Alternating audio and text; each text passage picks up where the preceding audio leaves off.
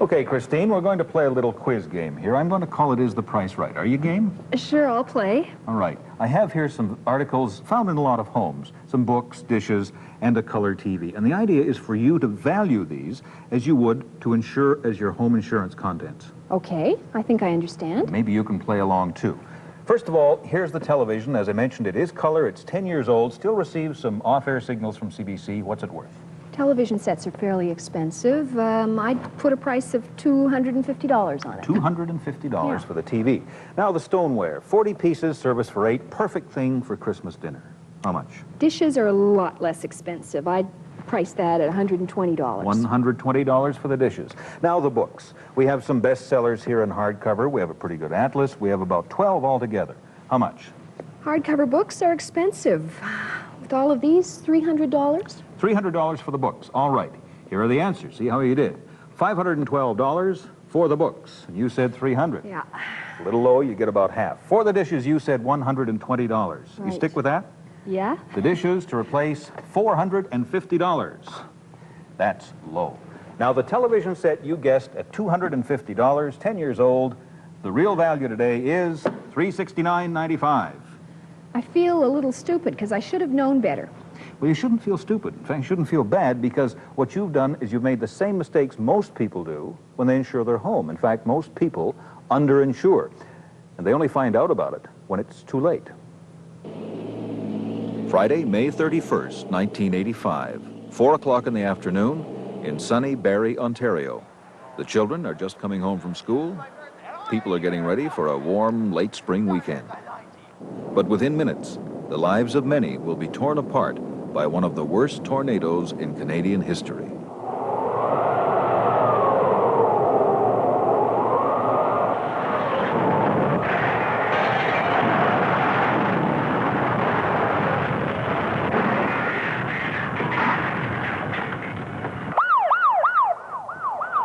The tornado took its toll on Barrie and half a dozen neighboring towns. 12 deaths, 1,000 people homeless, and millions of dollars worth of damage. For months, the area looked like a war zone. Now, the rebuilding is almost complete, but the memories of that day linger on. The survivors of the Barrie tornado won't soon forget those terrible few moments when the possessions of a lifetime were swept away in seconds. There's no way to protect a house against a tornado. If the house is in the path, there will be damage. But there is a way to protect your investment, and that's with the proper insurance. But the key word is proper.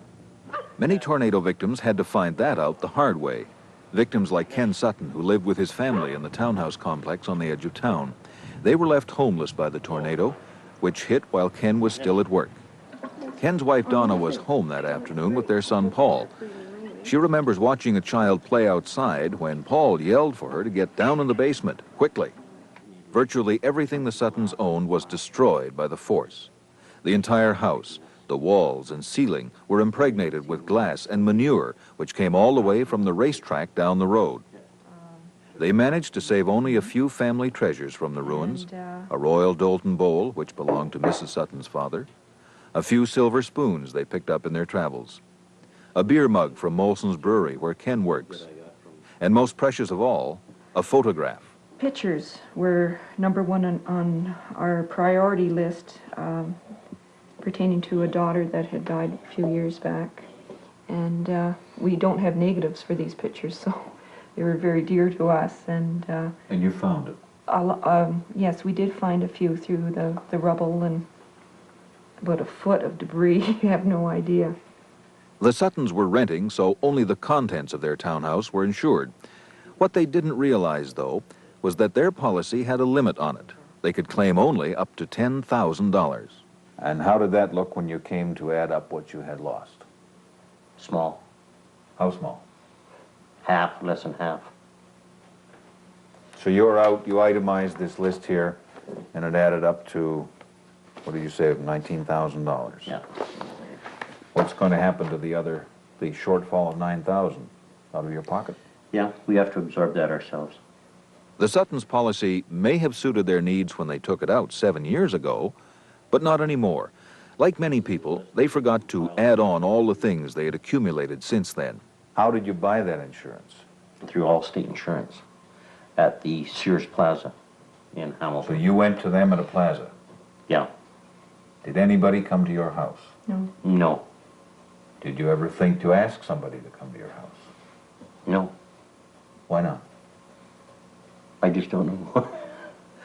Because the Suttons had only $10,000 to refurnish their house, they went bargain hunting and have bought only the necessities. How would you compare what you have now to what you had before the accident? Well, it's not of the same quality that it was before the tornado hit. But it's furniture and that. It is good furniture. For instance, our kitchen table has a nick in it. It doesn't bother us any. The fabric pattern on the front sides of the Chesterfield do not match up, but not too many people seem to notice it. Because of this, we paid approximately 20% less. We salvaged a painting that was hanging above the Chesterfield. It had a 2x4 in the middle of it. We have a piece of tape stuck on the back of it to keep it together. To have it repaired professionally would cost considerably. Have you just about completed the replacement job? We've just about finished. Now, there are people watching here tonight who, like you, don't believe they will ever be hit by an accident or a tornado or a catastrophic fire. If you had it to do all over again, what would you do differently? We've done it. What would that be? We've increased our insurance. Shortly after the tornado, the Suttons took their life savings and bought a house. Their insurance premiums are much higher now, 3 times as much as when they were renting, but at least they feel secure. Another Barrie family left homeless by the storm were the Shaws. Fran Shaw and her 8-year-old son Kevin narrowly escaped death when they left their home just minutes before the tornado hit. Doug Shaw was picking up his daughter Jennifer on his way home from work. This was the Shaws' 4-bedroom house, valued at $100,000. All that was left after the tornado was part of the brick fireplace in the family room, seen here at the left, and here in happier times. Mrs. Shaw says it will be quite some time before this room is furnished again. It took 6 months to rebuild the house from the ground up.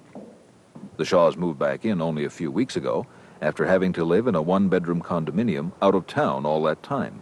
Apart from the things you have on this table and had on your back, and maybe a few clothes you scooped up off the lawn, everything in the house had to be replaced. Yes, that's right. You had your Cabbage Patch doll, I see. That came through the tornado. Yeah. Right? Mm-hmm. You had Mom and Dad. Yeah. I guess that was the important thing. How did you feel, Kevin? Jewelry hidden in the toe of a shoe carted off to the dump, the mattress from the master bedroom lying on the lawn, toys, clothes, linens disappear, cupboards from the kitchen completely wrecked. Doug Shaw says he didn't even think about his insurance until the next day. I guess on the Saturday afternoon I felt that, you know, the insurance would look after it, and my brother and I went down to the insurance office and he started telling us what coverage we had, and I never realized then that maybe we didn't have enough contents insurance, but at that time... What insurance did you have? We had $65,000 on contents. This was the limit. Sounds like a lot of money. Yes, it does. It does sound like a lot of money. But the Shaws couldn't collect a cent until they came up with a list of everything they owned, including the number of tea towels they had and tools in the garage. The list took them almost a month to complete, working from memory and store catalogs. And when they added it up, it came to well over $65,000. In fact, it added up to almost twice that. Mrs. Shaw, how could the contents in the house cost more than $65,000? I mean, where are the costs coming from? Other people have approached us with exactly the same thing that you're saying, and some of the areas were very prevalent to our lifestyle that we felt made the differences. One thing was the children's rooms. Our children had a great deal of books and games. They had $2,000 in each of their rooms relating to books and games. $2,000 in each room? Yes, with books and games. And we're not talking any type of electronic type of games either.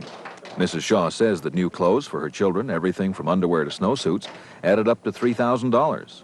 How much money did the kitchen represent? There was approximately $8,000 worth of things in the kitchen. The plates, the saucepans, and all the other varied foodstuffs. 8,000 surprise you? It absolutely did. I totaled it a couple times to be sure. What a figure. So how much of all this have you replaced so far? Most things we replaced have been necessities that we need. How long do you think it will be before the whole thing is finally done? I would say years. You know, there's Years? Yeah, there's things that... The Shaws were shocked to find out they were underinsured because 5 years ago, when they bought the house, an agent had come over to assess both the house and its contents and had given them a ballpark figure they didn't question or check out for themselves. Was it, whose fault was that? I mean, was that your fault for not doing this list? Was it the insurer's fault for just picking a figure out of the air? I mean, you must have some feeling in your mind that this should have been better than this. Well, now, yes, the question is that obviously it's, I suppose when it comes down to the bottom line, it's our responsibility to see that the insurance coverage is adequate, I suppose. But you don't know that it isn't. I mean, you get the premium every year, you pay it. How many people really look at it and say, well, the building is so much and the contents is so much. Gee, I don't think that's enough, or that's too much. Like, we never looked at, I never did, and I don't think Fran did. You don't look at the coverage as time goes on, year after year. You just pay the premium and you assume it's adequate, and that's it. Whose fault it is, I don't know. The Shaws plan to insure their new home and its contents to the hilt, so that should anything happen, fire, theft, or, God forbid, another tornado, they'll be well covered. There were hundreds of families like the Shaws and the Suttons affected by the tornado and underinsured. You can learn from their mistakes. First, check your house insurance policy and know what it provides. There may be a maximum on what you can claim. Choose your broker carefully. He should be prepared to visit your home and assess your needs personally. Get replacement coverage for your contents. And remember, you'll need to update this amount as you buy more things and to keep pace with inflation. And finally, make a list, an inventory of everything you have. A list will help you check if you need more coverage.